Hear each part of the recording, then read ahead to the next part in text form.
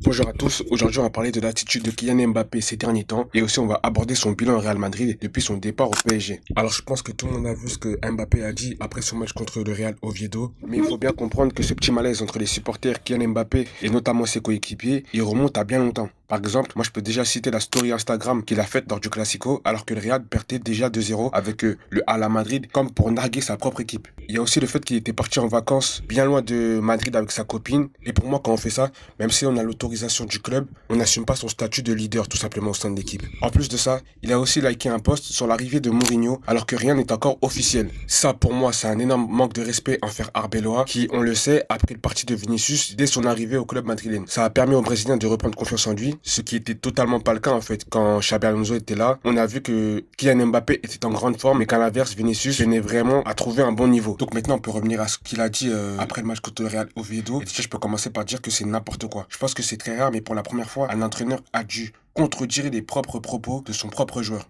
Par exemple, Mbappé il a directement ciblé Arbeloa sur sa non-présence dans l'équipe titulaire qui a affronté le Real Oviedo. Il a notamment insinué qu'il était le quatrième attaquant au Real Madrid et donc il devait être meilleur que Mascherano, Gonzalo Garcia et Vinicius Junior. Alors je trouve que déjà cette phrase elle est bizarre. Comment ton coéquipier peut dire face caméra qu'il doit être meilleur que toi pour s'imposer? Surtout qu'à la base, Vinicius et Kylian Mbappé sont censés former un duo en attaque. Donc dès le début de son interview, c'était déjà bizarre selon moi. Surtout quand on sait que l'attaquant français venait tout juste de revenir de blessure. Il a aussi rappelé qu'il ne voyait pas les conférences de presse de son propre coach et qu'il préférait regarder la télé française. Bon, ça aussi, je trouve que c'est anecdotique de notre sa part. Dans une dernière vidéo, j'avais notamment évoqué que je trouvais Kylian Mbappé un peu trop lisse. Si c'est pour provoquer ses propres coéquipiers, notamment son entraîneur comme ça, je préfère mieux en fait qu'il reste comme il était. Parce que franchement, ce genre de déclaration ne sert à rien, surtout pour lui, sa réputation et sa propre équipe. En plus de ça, il a notamment envoyé des balles perdues sans dire de nom, mais il a insinué qu'au début de saison, donc son équipe, le Real Madrid, avait une meilleure forme qu'actuellement. Donc ce qu'on peut comprendre, c'est qu'il dit que ça aurait pu être une meilleure saison, mais que ça a été gâché par quelques comportements de certains joueurs dont il n'a pas dit le nom. Donc là, par exemple, on peut déjà citer le nom de Vinicius ou de Valverde, qui ont selon moi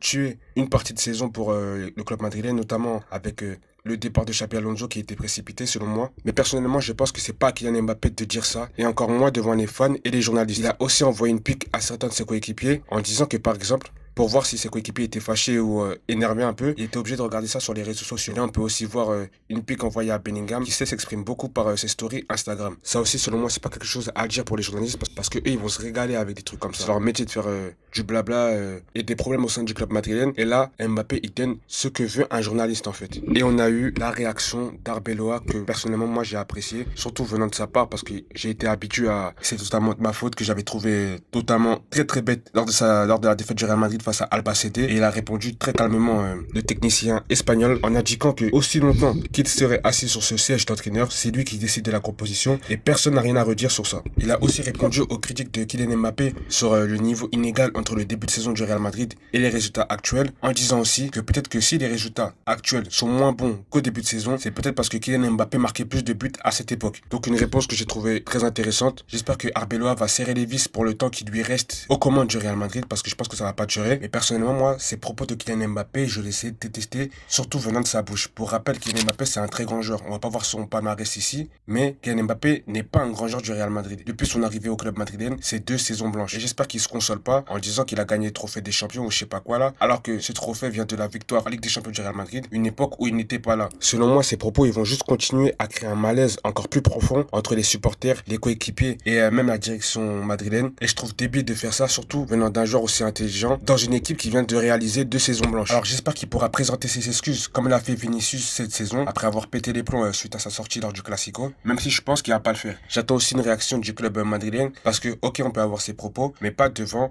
des journalistes. Ça prouve juste un manque de professionnalisme et beaucoup de colère et de haine qu'a Kylian Mbappé on dirait, même s'il indique que oui, il n'est pas en colère et qu'il comprend le choix du coach. Kylian Mbappé lui veut que Arbeloa quitte Madrid, il attend peut-être l'arrivée prochaine de Mourinho, mais à mon avis ces problèmes de pourri gâté là, ils vont pas se calmer avec l'arrivée d'un entraîneur. C'est avant tout aux joueurs de faire le premier pas, parce que sinon on va continuer les saisons blanches et moi je m'en fous des meilleures équipes qui travaillent plus, qui sont plus cohérentes dans leur jeu. Je pense notamment au Barça, au FC Bayern et même au PSG. Et si le Real Madrid continue à ne pas faire d'efforts, eh ben ils devront s'habituer aux saisons blanches tout simplement. En tout cas, j'espère que Kylian Mbappé aura le temps de se poser de sérieuses questions, notamment sur son cas, parce que après son départ du PSG, Paris compte 2 finales de Ligue des Champions et produit le meilleur jeu de toute son histoire. Donc j'espère qu'il pourra réfléchir à tout ça.